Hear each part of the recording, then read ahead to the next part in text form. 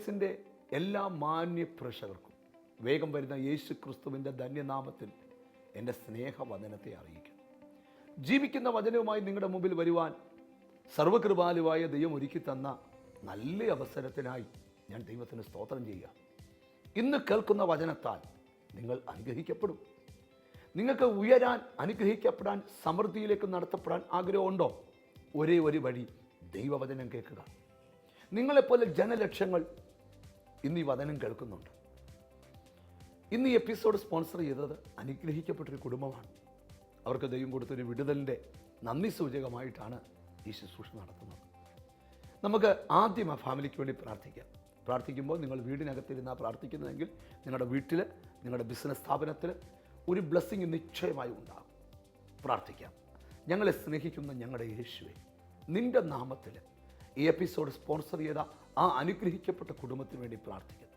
അവരുടെ ആവശ്യങ്ങളിൽ ദൈവം കൂടെ ഇരുന്നാണ്. അവർക്ക് ദൈവം കൊടുത്തിരിക്കുന്ന വിടുതലിന് നന്ദി, കൊടുക്കാൻ പോകുന്ന വിടുതലിന് നന്ദി, അവരെ വിജയത്തോടെ നടത്താൻ പോകുന്നത് കൊണ്ട് നന്ദി. ഇന്ന് വചനം കേൾക്കുന്ന മക്കളെ സമർപ്പിക്കുന്നു. അവരുടെ വീടിനകത്തൊരു ദൈവാനുഗ്രഹം ഉണ്ടാകട്ടെ.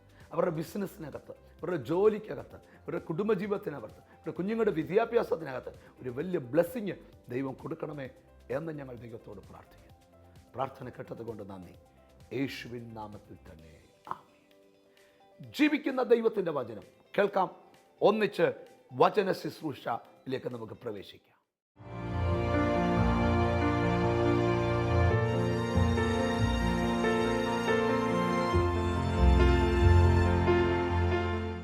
യോസഫിന്റെ പിതാവിന്റെ പേര് പറയാമോ? യാക്കോബ്. വാർദ്ധക്യ സഹജമായപ്പം പിള്ളേരെയെല്ലാം നിരത്തി നിർത്തി ഓരോരുത്തവനെ അങ്ങോട്ട് അനുഗ്രഹിച്ചു. ആമേൻ. എന്നിട്ട് യോസഫ് എന്നവനെ അങ്ങോട്ട് മാറ്റി നിർത്തിച്ചു. ഇവൻ ആരാന്നറിയാമോ? ഫലപ്രദമായൊരു വൃക്ഷം. ഇവൻ ആരാന്നറിയാമോ? ഇവന്റെ ചേട്ടന്മാര് കെട്ടിയ മതിലിന്റെ മീതെ പടർന്നവൻ. രക്തബന്ധങ്ങൾ പൊട്ടക്കുടിക്കകത്ത് ചവിട്ടിത്താക്കാൻ ശ്രമിച്ചപ്പം അപ്പൻ പറയുക, ചവിട്ടിയാൽ ഇവൻ താഴുകയില്ല, ചവിട്ടും തോറും ഇവൻ പൊങ്ങി വരും. ഇവനൊരു കറ്റയാ. ആര് കെട്ടാന്ന്? ഞാനൊരു വലിയ സന്ദേശത്തിലേക്ക് നിങ്ങളുടെ മനസ്സിനെ കൊണ്ടുവരിക. യോസഫിനൊരു ദർശനം കൊടുത്തു. എന്താ ദർശനം എന്നറിയാമോ? യോസഫേ, നിന്റെ കറ്റ എഴുന്നേറ്റ് നിൽക്കുന്നു, മറ്റുള്ള കറ്റ നിന്റെ കറ്റയെ എല്ലാവരും കൂടെ പറഞ്ഞു എന്ത് ചെയ്യുന്നു? എങ്ങനെയാ കറ്റ കെട്ടുന്നത്? കൊയ്ത് ഇട്ടിട്ട് അത് അതിൻ്റെ കച്ചി തന്നെ എടുത്തിട്ട് ഇങ്ങനെ പിരിച്ച് അങ്ങനല്ലയോ? ഞങ്ങൾ ഈ കണ്ടകളിലൊക്കെ പോയി ഇതൊക്കെ നോക്കും എങ്ങനെയാ കെട്ടുന്നതെന്ന്. യോസഫിനോട് പറയാ, നീ പേടിക്കണ്ട, ബാക്കി മുഴുവൻ കറ്റൻ കെട്ടിത്തരാം. നിന്റെ കറ്റ കെട്ടാൻ ഇവന്മാരെ കൂടെ, പക്ഷെ കറ്റ കെട്ടും തോറും നീ എഴുന്നേക്കും. ചിലര് നിന്നെ പഠിച്ച പണി 18 നോക്കി കെട്ടാൻ, അവൻ കെട്ടപ്പെടുവല്ലാതെ നീ കെട്ടാൻ പറ്റത്തില്ല. അവൻ കെട്ടപ്പെടുവല്ലാതെ നിന്നെ കെട്ടാൻ പറ്റത്തില്ല. ദർശനമുള്ളവനെ കെട്ടുവാൻ. മനസ്സിലായവർക്കായി ദൈവത്തിന് സ്തോത്രം ചെയ്യുക. മനസ്സിലായോ? എത്ര അനർത്ഥങ്ങൾ നിനക്ക് മീതെ പാഞ്ഞു വന്നു, എന്നാ അതൊന്നും നിന്നെ തൊടാതെ പോയതിന്റെ പിമ്പില് അവർക്കൊന്നും നിന്നെ കെട്ടാൻ പറ്റുകയില്ല. ചെല്ലു പറയത്തില്ലേ, എൻ്റെ ബ്രദറെ വലിയ പ്രതിസന്ധിയാ, എന്നാലും ജീവിച്ചു പോന്നു. എന്നാ അതാ ദൂത്. ഹല്ലേലൂയ. ഏതു സാഹചര്യങ്ങളിലും ചിരിച്ചുകൊണ്ട് ജീവിക്കണം. ഒരാമയും പറഞ്ഞാട്ട് ഞാൻ ആ ദൂതിലേക്ക് വരിക. ശ്രദ്ധിച്ച് കേൾക്കണം. അപ്പം ഇവനെ കുറിച്ച് പറയുകയാണ്. ഹല്ലേലൂയ. ഇത് വെട്ടിയാൽ പിന്നെയും എന്ത് ചെയ്യും? പൊട്ടിക്കിളിക്കും. ഒന്ന് കൈ കൊടുത്ത് പറ, നീ പൊട്ടിക്കിളിക്കുമെന്ന് പറയാം. ചിരിച്ചുകൊണ്ട് നോക്കിക്കോ. നീ പൊട്ടിക്കിളിക്കും. നിന്റെ വിദ്യാഭ്യാസം പൊട്ടിക്കിളിക്കും. നിന്റെ കുടുംബജീവിതത്തിൽ പൊട്ടിക്കിളിപ്പുണ്ടാകും. നിന്റെ സാമ്പത്തിക ഇടപാടിനകത്ത് പൊട്ടിക്കിളിപ്പുണ്ടാകും. നീ അറിയാത്ത നന്മകൾ കൊണ്ട് ദൈവം നിന്നെ നിറയ്ക്കാൻ പോകുകയാ. ഒരു പ്രവചനം പോലെ എഴുതിക്കോ. ഈ പകൽ മെസ്സേജ് നടക്കുമ്പോൾ തന്നെ നിന്റെ ജീവിതം പൊട്ടിക്കിളിപ്പിക്കണം ദൈവം. യേശുവിൻ്റെ നാമത്തിൽ എന്നോട് അടുത്തിരിക്കുന്ന കൈ കൊടുത്ത് പറ, ദൈവത്തിൻ്റെ സമയമായെന്ന് പറ. എന്നോട് കർത്താവിൻ്റെ ആത്മാവ് പറയുക, ഈ ദിവസങ്ങൾ നീ പ്രാർത്ഥിച്ചാലും ഇല്ലെങ്കിലും നിന്റെ അകത്തൊരു പൊട്ടിക്കിളിവ് നടക്കും. കിളിപ്പിക്കുന്നത് എങ്ങനെയാ നോക്കണം. അതിൻ്റെ കുറ്റി മണ്ണിൽ കെട്ടുപോയാലും അതിന്റെ വേർ നിലത്ത് പഴകിയാലും അതിന്റെ കുറ്റി മണ്ണിൽ കെട്ടുപോയാലും.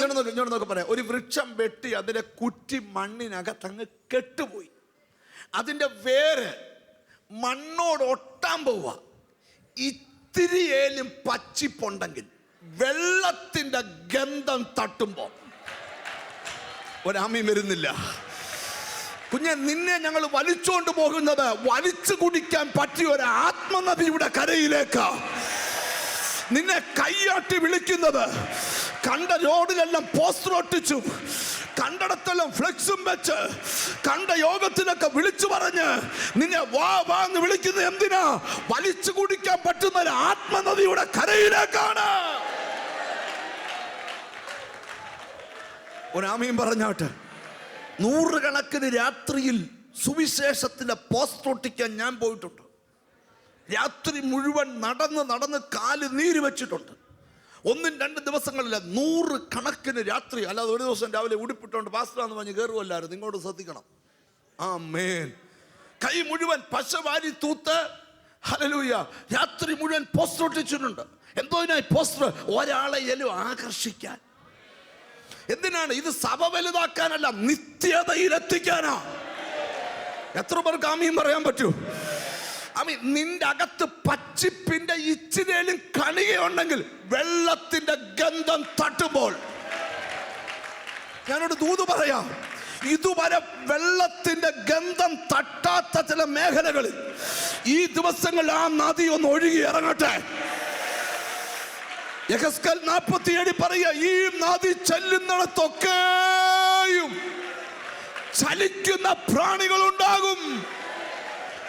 ന്യൂ ടെസ്റ്റ്മെന്റിൽ പറയുന്നു, വിശ്വസിക്കുന്നവന്റെ ഉള്ളിൽ നിന്ന് തിരുവെടുത്തു പറയുന്ന പോലെ ജീവജലത്തിന്റെ നദി ഒഴുകും. ഏതായി നദി? തൃത്വത്തിൽ 3-ാമനായ പരിശുദ്ധാത്മാവെന്ന നദി.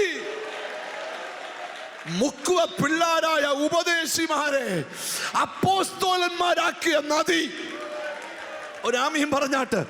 സാധാരണ മനുഷ്യനെ അസാധാരണ മനുഷ്യനാക്കിയ നദി ഇന്നും ഒഴുകിക്കൊണ്ടിരിക്കുകയാണ്. ആ ദൂത് അവിടെ നിർത്തുക. അസ്ഥി താഴ്വരയിലോട്ട് യെഹെസ്കേലിനെ ഒരു ദിവസം ഇറക്കി നിർത്തിയച്ചു ചോദിച്ചു, മനുഷ്യപുത്ര, ഈ അസ്ഥി എന്താ അത്? യഹൂദ ജനം 70 വർഷം ബാബേൽ പ്രവാസം അടിമകളാക്കപ്പെട്ട കാലഘട്ടം. അവരിൽ പലരും മരിച്ചു. മൺപറഞ്ഞവരുടെ അസ്ഥികൾ വെളിയിൽ ചിതറിക്കിടക്കുക. അവര് പറഞ്ഞു, ഞങ്ങൾക്കിനി ഒരു മടങ്ങി വരവില്ല, ഞങ്ങൾക്കിനി ഒരു ഉദ്ധാരണമില്ല. യെഹെസ്കേലിനോട് ആത്മാ പറയാ, അസ്ഥി താഴ്വര ഇറങ്ങിട്ട് ചോദിക്കുക, മനുഷ്യപുത്ര, ഈ അസ്ഥി അത് അവരിലെ പ്രത്യാശയില്ലാത്ത അനുഭവത്തെയാ. അവൻ അങ്ങോട്ട് ചെന്നിച്ച് പറയാ, യേശുവിന്റെ ആത്മാ പറയാം, നീ അസ്ഥിയോട് വചനം പറ. ഇപ്പൊ പ്രത്യാശയില്ലാത്തവന് പ്രത്യാശ തരുന്നത് എന്താണ്? ദൈവ വചനമാണ്. ഒരാമീൻ പറഞ്ഞാട്ട്. പ്രതീക്ഷയില്ലാത്തവന് പ്രതീക്ഷ കൊടുക്കുന്നത് വചനമാണ്. നടക്കത്തില്ലെന്ന് പറഞ്ഞത് നടക്കുമെന്ന് പറയുന്നത് വചനമാണ്. എത്ര പേർക്ക് ആമീൻ പറയാൻ പറ്റൂ? അടയപ്പെട്ട വാതിൽ തുറക്കുന്നത് വചനമാണ്. വചനം അകത്തു വരുമ്പോൾ ഒരുവന് പ്രത്യാശ ലഭിക്കുന്നു. ദൈവവചനം സ്വീകരിച്ചാൽ മതി, അകത്ത് പ്രത്യാശയുണ്ടാകും. ഹല്ലേലൂയ. അവിടെ ശ്രദ്ധിക്കണം, അവർക്ക് പ്രത്യാശ ഇല്ലാത്ത അനുഭവത്തെയാ കാണിക്കുന്നത്. അവരോട് പറഞ്ഞു, യെഹെസ്കേലിനോട് പറയാം, നീ അവരോട് വചനം പറയുക. വചനം പറഞ്ഞു അവിടെ ഇരിക്കുന്നേ. വചനം കേട്ടപ്പോ അവർക്ക് ഷേപ്പ് വന്നു. അതിനർത്ഥം അസ്ഥിക്ക് ഷേപ്പ്, അവിടെ കിടക്കുന്ന ചെതറിയ അസ്ഥിക്ക് ഷേപ്പ് വന്നെന്നല്ല, പ്രത്യാശ ഇല്ലാത്തവന്റെ അകത്ത് വിജയിക്കുമെന്നുള്ള വിഷയത്തിന്റെ ഷേപ്പ് വന്നു. ഒരാമീൻ പറഞ്ഞാട്ട്. നീ പുറത്തു വരുമെന്ന് നിനക്കറിയത്തില്ലായിരുന്നു, പക്ഷെ പുറത്തു വരുമെന്നുള്ള ഒരു ഫ്രെയിം നിന്റെ അകത്ത് വന്നു. എന്തോ നിന്റെ അകത്തൊരു ഷേപ്പ് വന്നു. നിന്നെ നോക്കി കളിയാക്കി ചിരിച്ച ചിലരെ നോക്കി നീ കരഞ്ഞോണ്ടിരിക്കുന്നത്, പക്ഷെ ഇപ്പൊ വചനം കേട്ടപ്പോ ഒരു ഷേപ്പ് വന്നു. എന്തോ എൻ്റെ കുടുംബത്തിൽ എന്തോ നടക്കാൻ പോകുന്നൊരു രൂപം കിട്ടി. മനസ്സിലാക്കുന്നവർക്കായി സ്തോത്രം ചെയ്യുക. ഇന്ന് വചനം കേൾക്കുമ്പോൾ നിനക്ക് വിടുതൽ കിട്ടുമെന്നുള്ള ഒരു രൂപം ദൈവം തരികയാ. മനസ്സിലായോ? വർഷങ്ങൾ വിവാഹിതയായിട്ട് കുഞ്ഞില്ലാതിരുന്ന് ദൈവാലയത്തിനകത്ത് പ്രാർത്ഥിക്കാൻ വന്നൊരു ഹന്ന, നിങ്ങൾക്കറിയാമല്ലോ, അവിടെ മുഖത്തിന്റെ വാട്ടം മാറി എന്ന് പറഞ്ഞാൽ എന്താ അർത്ഥം?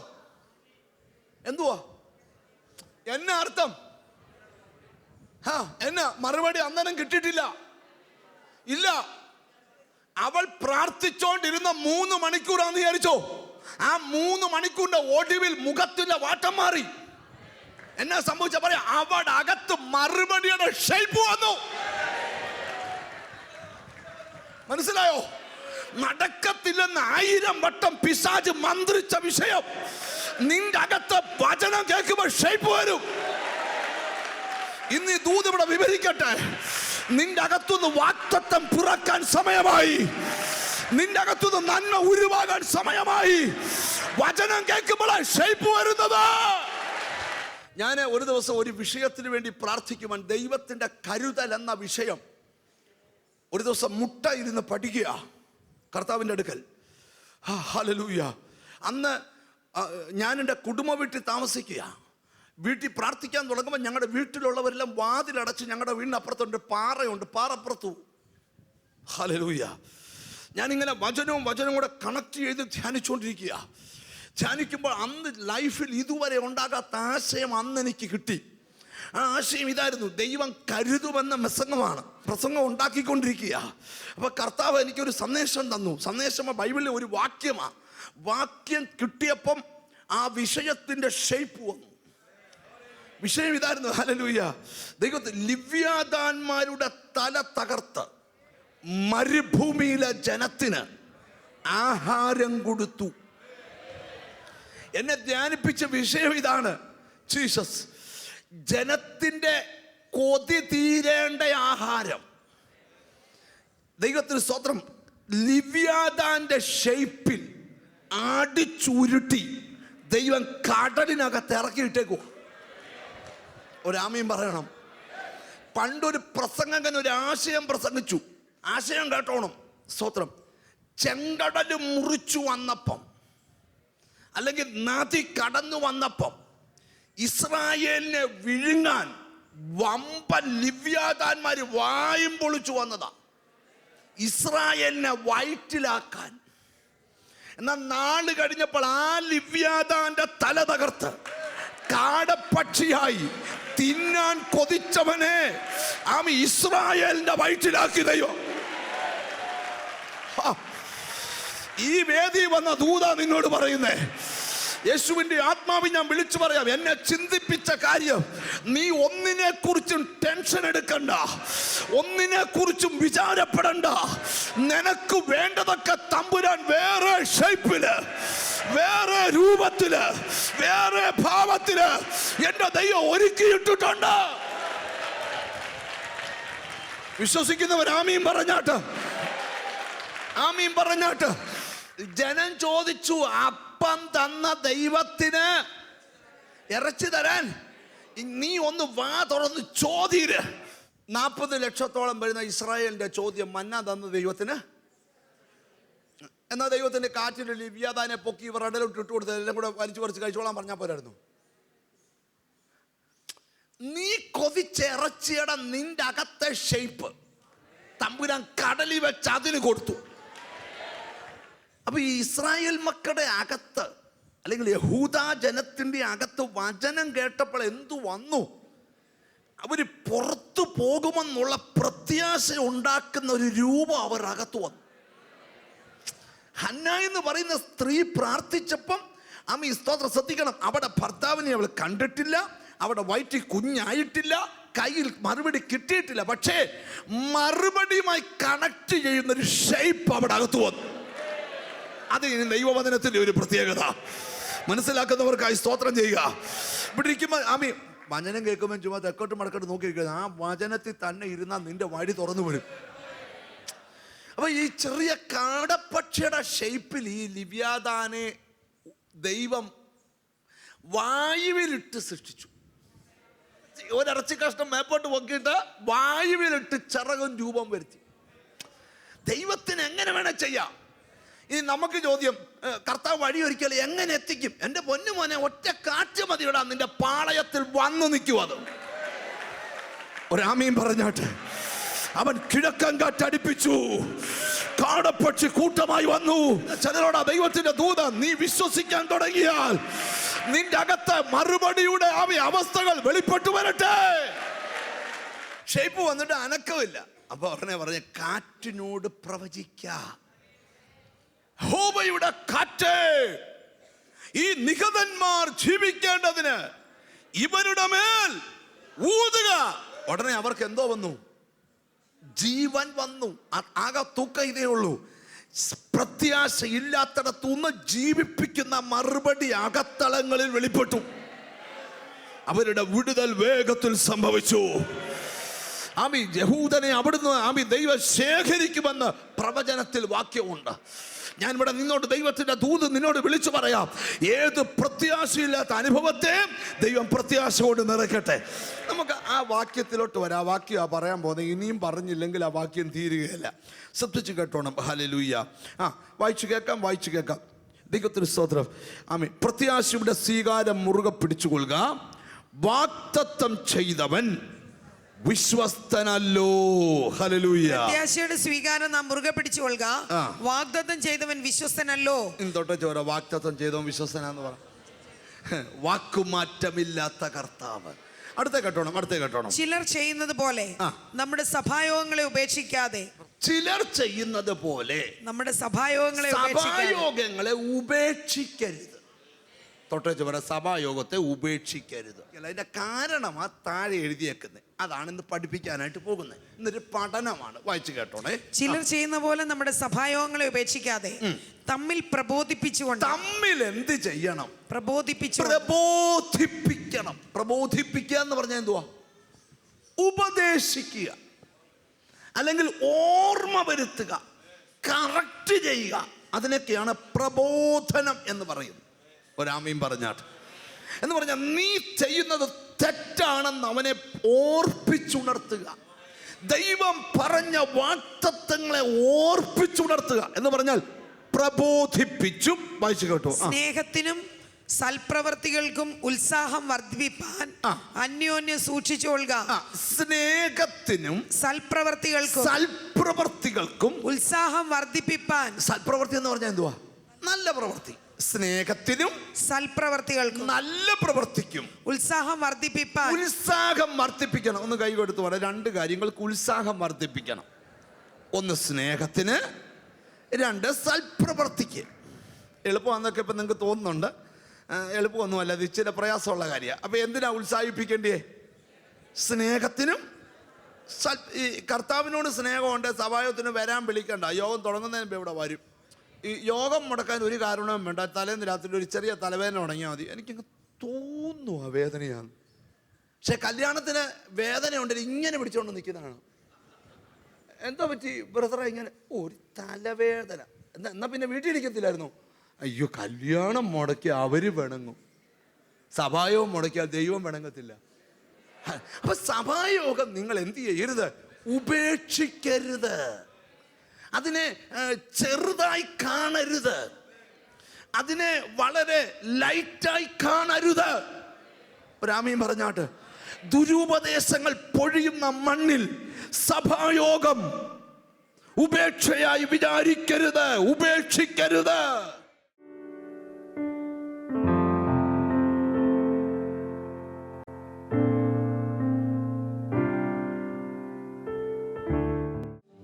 എന്താ ബുദ്ധിമുട്ട്? നടുവേദന. എത്ര നാളായിട്ടുണ്ട്? 3 വർഷം. ഹല്ലേലൂയ. 3 വർഷമായി നമ്മൾ ഇവിടേക്ക് വന്ന് നിൽക്കാം.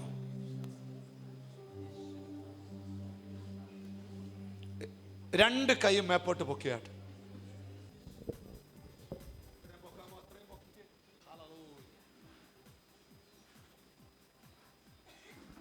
നിങ്ങൾക്ക് ഇവളെ കാണാം. ഇവിടെ കൈക്ക് 2.5 ഇഞ്ച് നീള വ്യത്യാസമുണ്ട്. നിങ്ങൾക്ക് എല്ലാവർക്കും കാണാം.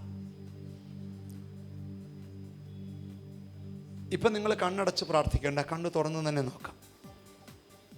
Jesus, Jesus. സിസ്റ്ററേ, ഹല്ലേലൂയ. ഇവിടെയൊക്കെ കയറി വരാം. മോളവിടെ നിന്നോ, മോളവിടെ നിന്നോ. ഞാൻ ഈ പിടിച്ച പോലെ കയ്യെ പിടിച്ച അല്ല, ഈ ഞാൻ പിടിച്ചേക്കുന്ന പോലെ ഒരു കൈ മാത്രം, ഇങ്ങനെ ഇങ്ങനെ. ആ, മറ്റേ കൈ എടുത്തോ. നമുക്കൊന്നും ചെയ്യാൻ പറ്റത്തില്ല. യേശു ആ കുഞ്ഞിൻ്റെ നടുവിൽ തൊട്ടാൽ ഹല്ലേലൂയ, ഒരു ഹീലിംഗ് നടക്കുക. സൗഖ്യമാക്കുന്ന കരം. യേശുവേ, നിൻ നാമത്തിൽ പ്രാർത്ഥിക്കുക. അമ്മയുടെ നടുവിൽ നിന്ന് കൈവച്ച് യേശു തൊട്ടാൽ ഈ സിസ്റ്റർ പിടിച്ചിരിക്കുന്ന ഈ കൈ തന്നെ വളർന്നു വരും. ഹീലിംഗ് പവർ യേശുവിൻ്റെ നാമത്തിൽ. ഞാൻ മാറി നിൽക്കുക. കർത്താവാ ചെയ്യുന്നത്. കർത്താവേ, ആ കയ്യെ തൊട്ടാട്ട് ആ കുഞ്ഞിന്റെ നടുവിൽ. Yes, yes, yes. Power, power നിങ്ങൾക്ക് കാണാം. പവർ നിങ്ങൾക്ക് കാണാം. പവർ, ദൈവശക്തി, ദൈവശക്തി, ദൈവം. ഒരു മതി. അത് കണ്ടിട്ടില്ല, കാതുകളും അത് കേട്ടതില്ല, ഹൃദയത്തിൽ തോന്നിയതില്ല.